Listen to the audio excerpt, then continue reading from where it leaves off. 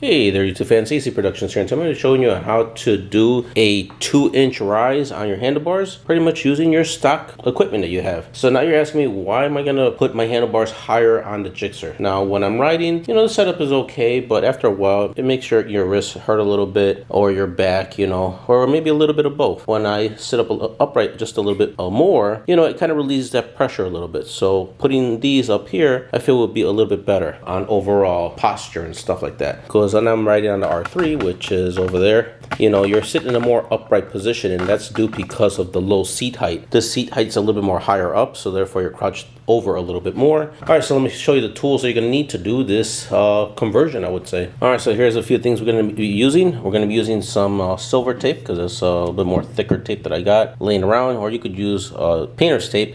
Just wrap it a few times on the triple tree locking nut. So I'm gonna be using a combo of both. Next, we're gonna be using a 36mm socket, and this is how it looks like on the underneath side, and it's gonna be a 1/2 inch on the drive over here. After that, we're also gonna be using a 6mm Allen key and your ratchet. The next we're gonna need is going to be a breaker bar, and then also a torque wrench. So those are gonna be the other tools that you're gonna need for conversion, I would say. All right, so let's get over to the bike, and let me show you what you need to do first. All right, so now you're wondering, first things first, you're wondering why I don't have my headlight here. It's because I'm actually doing a few different installation videos all in once. Figure since I don't have the headlight here, that's gonna give you a little bit more view of what I'm doing on the bike compared to having the headlight all here, which you're gonna have, of course, on yours. So, but this allows me to show you a little bit more of what I'm doing. All right, so first things first, let's go ahead and we're gonna grab our silver tape, and we're gonna put it at the edges of the locking nut here of the triple tree. Now the reason for this is because I don't want to mar the edges of the locking nut upon removing it. If you really don't care, and then you could skip this step. But also I think this would also give the socket, the head, a little bit more tightness or whatever to actually grab on. So let me go ahead and peel as much as I can, and I'm gonna wrap it around there. So I'm just gonna go ahead and just make sure I put it towards the edge there, and then press it as I'm going around. Now that I got that part in, I'm just gonna smash that part in the middle there, just like that. Then next, I'm gonna go ahead and grab my blue tape and do the same thing, just kind of wrap it around. All right, now that I got this part already wrapped up and I know that all the edges are protected, I'm gonna go ahead and try it out, make sure it fits, and it fits on there perfect. Actually, it's a little bit more even better because now I know that it's gonna be not so loose on here compared to before. So now that we know that we got a good fit, it's up to you if you want to go another round, but I think two pieces of different types of tape on there is good enough. All right, next, we're gonna go ahead and we're gonna turn our steering all the way to the left because it's gonna lock in place, and that's what we're gonna need. We're gonna need that pretty much because it's not gonna go anywhere once we turn it all the way. We're gonna get our socket, attach it to our breaker bar. This breaker bar actually extends out even further. So not only do I get this small little bar, if I pull this, I can extend it a lot more to get that torque. So next we're gonna do is we're gonna go ahead and we're gonna break loose the triple tree locking nut. All right. So if need be, you may need someone to actually hold the bike while you do this, or you probably could just pretty much do it yourself. I don't recommend using a power tool when doing this. So let me see if I could do it without anyone holding the bike. And actually, it broke out really loose. I mean, like really easy. So I am kind of shocked on that department, honestly, guys. I thought I was gonna need a lot more, oomph, I would say, on getting it removed. So now I can just go ahead and remove it. It's sick. All right, well, here it is. Here it is.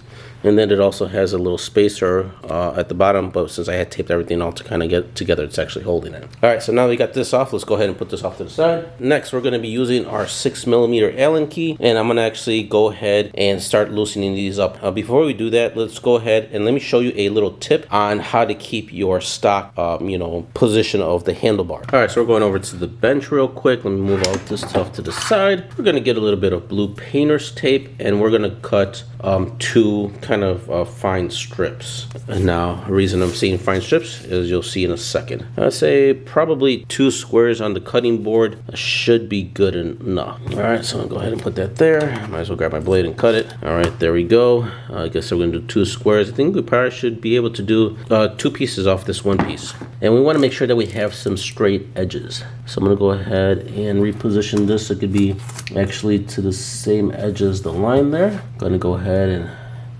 cut there, so that's a straight edge, and let's cut over here, and that's a straight edge as well. All right, next we're gonna do is we're gonna cut 2 lines straight down. And it doesn't have to be that wide, it could be kind of thin. So I'm gonna go ahead and cut straight down 1 and then straight down 2. All right, now that we got these 2 pieces, let's go ahead and remove 1. Oh yeah, and by the way, let's actually cut across right here in the middle there.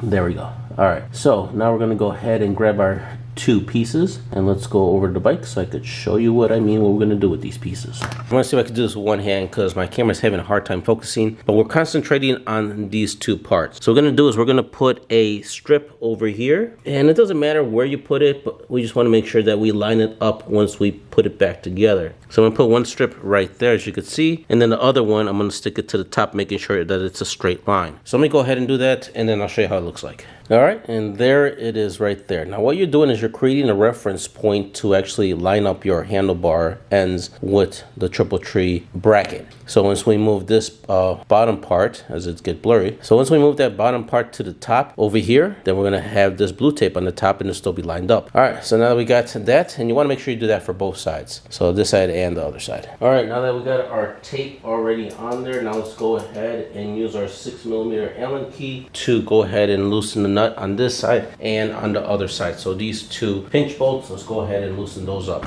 Okay, after you have these 2 loosened up on each side, and next we're gonna go ahead and loosen. Let me go ahead and move it from the bottom here, and the wheel too. You have to use the wheel because once you loosen this part up, you're not going to use the, this part to actually move because the whole handlebar is gonna move. All right, so next we're gonna go ahead on both sides, gonna loosen up this bolt. That's also with a 6mm Allen key. Okay, now that we loosen up both, as you can see, now they're both loose like this. All right, so next we're gonna do is we have to remove the triple tree bracket. We're gonna slide this out so we could get our handlebars out, and then we're gonna put the bracket back in. All right, so let me go ahead and position so I can show you as I do it. Now, it being that the nut over here was kind of not as tight as I thought, and I bought this bike brand new, so they had to have put some components together at the dealership. So that kind of worried me a little bit that part wasn't on there as tight. So I wouldn't, I'm not sure if this part came factory, tighten or whatnot, but we're not playing the blame game. It's just kind of really surprised me that part wasn't loose. Anyway, enough blabbering. Let me go ahead and get this bracket off of here. You may have to kind of like wiggle it or loosen it. So far, it's actually coming off pretty well. All right, do a little bit on each side. There we go, and there we go. All right, a little bit more, and it should come off. There we go. It's not going to come off completely because we do still have our ignition still connected on there. But what we're just trying to do is we're trying to get our handlebar ends off of the forks. So I'm going to go ahead and get this off. Then you have to move it, wiggle it. Again, it's not going to completely come off because we do have all our cables still on there. We're just getting it off to the side. And same thing with this other side. You want to go ahead and lift it and get it off to the side. All right, now before I actually put the triple tree clamp back on to the forks, I wanted to show something pretty cool. So now you're wondering how, even though the bolt is tightened, how is it kind of staying in that position? Normally, just by clamping force, it stays on. But from the factory with the Gsxr, you can see there's a little pin right here. Okay, there we go. So there's a little pin right there, and that pin actually corresponds with the underneath part of the triple tree clamp, which is, I'm not sure if I could even flip this thing around that much so you guys could see, but there is a hole right there, and that's where that little pin actually rests to make sure that it actually locks in place and not moves around, which I find pretty interesting. All right, so let's go ahead and let's put our triple tree bracket back on. So I'm gonna go ahead and put it on here. And it's pretty much gonna go into the same position that it was before. Okay, so just give it a good tap on each, making sure that everything is, kind of even. May have to get a mullet or hammer or whatnot. If you're gonna use a hammer, make sure you put a piece of wood here because you definitely don't want to mar the metal upon hitting it onto the thing. So while I kind of make sure that everything is, centered, just gotta kind of wiggle it over here. And since I'm not able to use the handlebars, I'm gonna have to use the forks like this. And there we go. And then just try to get it centered down. So let me go ahead and do that because the camera is kind of in my way as well to try to get this all the way down. You do the same. Now, no, don't worry about hitting this thing and that you're afraid that it's gonna sink all the way down to the bottom, because it cannot. It can only go as far as where it sits on over here, the steering nut or whatever you call this piece.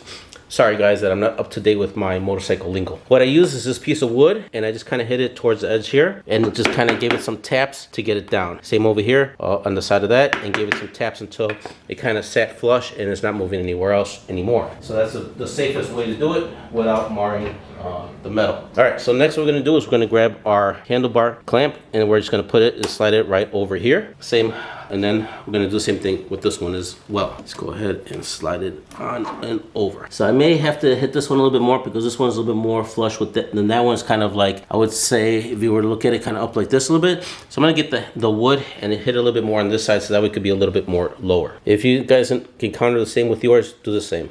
All right, next we're gonna do is we're going to line up our 2 pieces of tape. So I'm gonna go ahead and move the steering. I'm gonna have to grab the wheel because obviously we cannot grab the bars as they're not tight yet. All right, so I'm gonna go ahead, oops, right about there, you can pretty much see it anyway. I'm gonna go ahead and line, all right, there we go. So I'm gonna go ahead and line up the 2 pieces of tape to make sure they're as lined as much as possible. And then I'm gonna go ahead and tighten down the bolts. So make sure you tighten it down on the top as well as the ones in the bottom. At this point, you know what, it would actually be a good idea to remove the bolts and maybe put a little bit of thread lock on the bolts. Therefore, you know that they're not gonna, you know, come loose when riding. So that's what I'm gonna do. I'm gonna go ahead and remove the bolts. Now I think about it, it would be a good time to do that.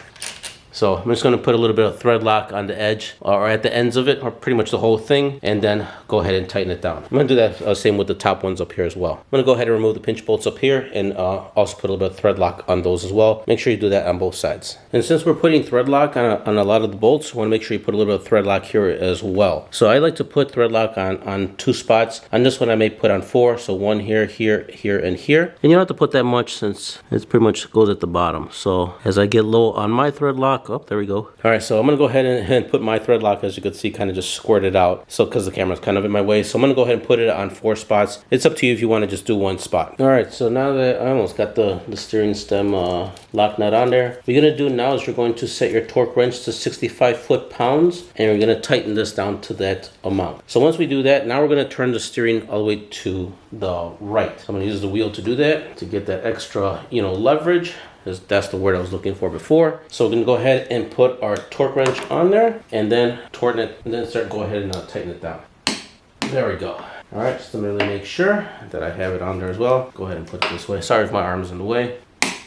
There we go, 65 foot-pounds. All right, so now that part is done. Now you could go ahead and tighten on these down. Let me go ahead and look up the torque specs for those little guys. All right, and the torque specs for these bolts, which is this bolt right over here, and then this bolt over here is going to be 17 foot-pounds. So 17 foot-pounds on both, and make sure you do that for both sides. All right, now that I tighten up everything is all tightened down to spec. I'm gonna go ahead and remove this, as we don't need this anymore, and hopefully it protected the nut from getting all scratched up. All right, so next now what we want to do is we want to make sure we check the steering, make sure that the cables are not tugging on anything or being stretched out. All right, feels good there. Feels good there. No change whatsoever.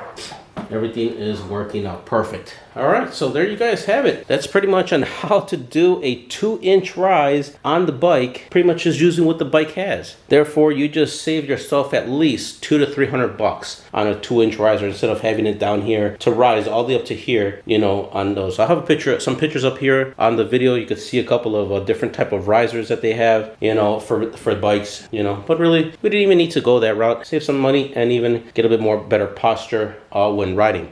All right, guys, so as you can see, everything is pretty much lined up as best as I could get it. So therefore, letting me keep the factory setting, because obviously on the top triple tree, there is no place for this little pin to go on, because obviously there's no pin in the bottom or a hole in the bottom for it to even connect to. There we go. Camera's just having a fit. All right, guys, so that pretty much concludes this video on how to do a factory 2-inch rise on your Gsxr 1000 from 17 to 22 or current. If you guys enjoyed the video, smash that like button. Let me know in the comments below. If you disliked the video, smash the dislike button. Let me know in the comments below why you dislike the video. Also, if you guys know anyone that would like or doesn't know about this particular type of installation or upgrade or whatever you want to call it, please share my videos. This helps me out a lot on the YouTube algorithm and helps get my content out there, because there is a video right now that is, I never thought in a million years that would be so popular just by you guys sharing my videos. And here, I'll put a link, actually a little thing up here, a little banner for you guys to click on that video, because who knows, maybe this has had happened to you on your bike and you couldn't figure it out or whatever, it has helped so many. I'm really surprised that I'm almost at 200,000 views on that video for something very simple that, you know, anyone can do, but shops are charging so much money and ripping you guys off on this. If you haven't yet subscribed, don't forget to subscribe. Hit that notification bell, that way you guys are up to date with my latest installs. I really do appreciate you guys even watching these videos all the way to the end. Is always greatly appreciated. So check it out, guys, just real quick before I end this video. It looks so good. And I already sat on the bike, and what a difference. I can't wait to go out there and ride. Unfortunately, right now it's kind of cold out, hence the heater right there and my torpedo heater over there. It's kind of cold outside, but once it maybe warms up a little bit, or I'll throw in my heated gear, because I do ride with heated gear, as you can see right there. I got heated pants, or a heated jacket. I also got heated gloves and pants. Maybe I'll throw it out, put it on it, and go out for a little bit of ride. Obviously, when I finish doing the rest of my bike, videos of this is coming up soon, or maybe I've already posted the videos of what had happened here, and maybe this videos be last. But who knows? As I you know, work on my bike and, you know, get this content out for you, you'll see the videos come out as I post it. All right, guys, take care. I'll catch you guys on the next upload.